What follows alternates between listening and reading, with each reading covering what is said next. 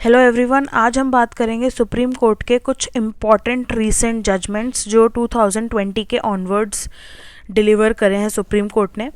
तो स्टार्ट करते हैं। सबसे पहला जो केस है वो है Mahindra and Mahindra financial services limited versus Mahesh भाई टीना भाई राठौड़।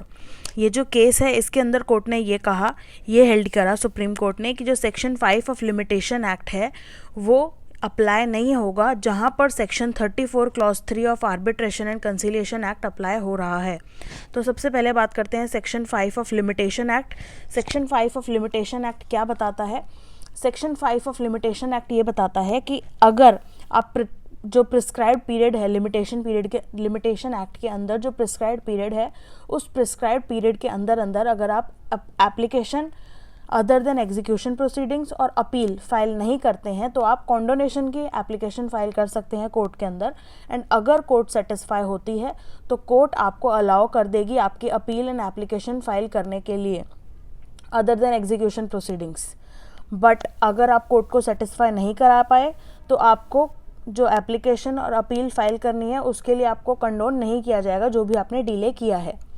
तो सेक्शन 5 इसकी बात करता है क्योंकि पूरे लिमिटेशन एक्ट के अंदर लिमिटेशन पीरियड गिवन है जिसके अंदर आपको कोई भी सूट अपील और एप्लीकेशन फाइल करनी है। बट आपका जो डिले कर दिया आपने वो टाइम पीरियड लैप्स हो गया और उसके बाद आप कोर्ट में जा रहे हैं अपनी एप्लीकेशन अपील और सूट फाइल करने के लिए, तो आप कॉन्डोन भी करवा सकते हैं उस डिले को, मतलब माफ़ करवा सकते हैं। बट ये किस केस में अप्लाई होता है? In case of appeal and in case of application, and application भी वो जो एग्जीक्यूशन प्रोसीडिंग्स की ना हो अंडर ऑर्डर 21 ऑफ सीपीसी। तो ये बात करता है section 5 of limitation act. And जो section 34 clause 3 of arbitration and conciliation act है 1996 का, वो क्या बात करता है?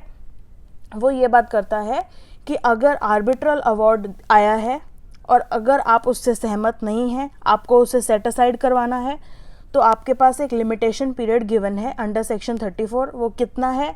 वो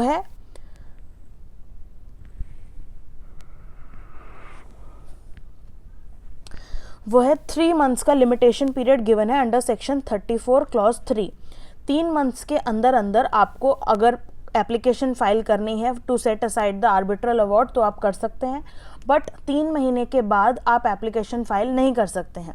अब सपोज आप उनका कुछ डिले हो गया, कोई भी जेन्युइन रीज़न था, तो उस केस के अंदर जो आप कॉन्डोनेशन की एप्लीकेशन फाइल कर सकते हैं, ये भी सेक्शन 34 क्लॉज 3 की प्रोवाइजो में ही गिवन है कि प्रोवाइडेड दैट अगर कोर्ट सेटिस्फाई होती है कि जो एप्लीकेंट है वो सेट असाइड की एप्लीकेशन फाइल करने में उसको डिले हो गया और ये सफिशेंट कॉज था डिले का, तो आपको 3 महीने के बाद भी एप्लीकेशन फाइल करने का मौका दिया जाएगा। बट वो जो एप्लीकेशन है कॉन्डोनेशन ऑफ डिले की, वो कितने समय के अंदर आपको कोर्ट में डालनी है?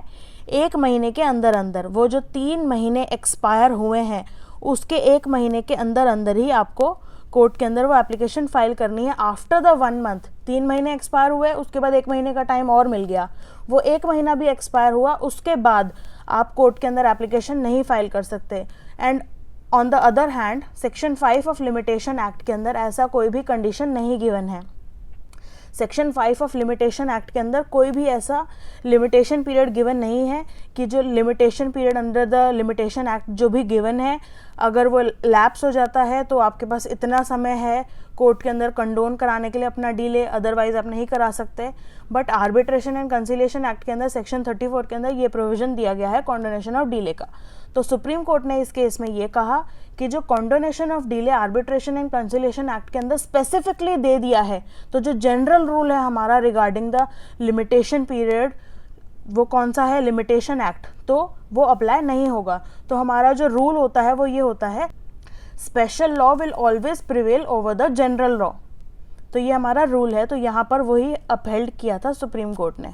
जो नेक्स्ट इम्पॉर्टेंट केस है वो है भदर राम वर्सेस जसाराम। इस केस के अंदर कोर्ट ने ये कहा कि अगर कोई एक पर्सन, कोई एक इंडिविजुअल वो जहाँ पर रहता है वहाँ पर अगर उसको रिकॉग्नाइज किया गया है as schedule caste and schedule tribe and उसको बेनिफिट दिए गए हैं जितने भी schedule caste and schedule tribes को दिए जा रहे हैं, बट अगर वो माइग्रेट होता है किसी अदर स्टेट के अंदर, अगर वो कहीं अदर स्टेट में जाता है, तो कोर्ट ने ये बोला कि ज़रूरी नहीं है कि वो जो अदर स्टेट है वहाँ पर भी उसको schedule caste and schedule tribes माना जाए। तो इस केस के अंदर सुप्रीम कोर्ट ने ये बोला कि आप अगर एक स्टेट के अंदर schedule caste and schedule tribes हैं एंड आप बेनिफिट अवेल कर रहे हैं उस कास्ट के अंडर, तो इसका मतलब ये नहीं है कि अगर आप किसी और स्टेट के अंदर जाकर माइग्रेट होते हैं तो आप जो अपनी पिछली स्टेट थी, जो आपकी ओरिजिनल स्टेट थी, वहाँ पर जो आप बेनिफिट अवेल कर रहे थे, जो माइग्रेशन होने के बाद जिस स्टेट में आप गए हैं वहाँ पर भी आप वही सारे बेनिफिट्स अवेल करेंगे। तो आप फेवर्स नहीं ले सकते as a member of schedule caste and schedule tribes उस अदर स्टेट के अंदर जिसके अंदर आप माइग्रेशन होने के बाद गए हैं।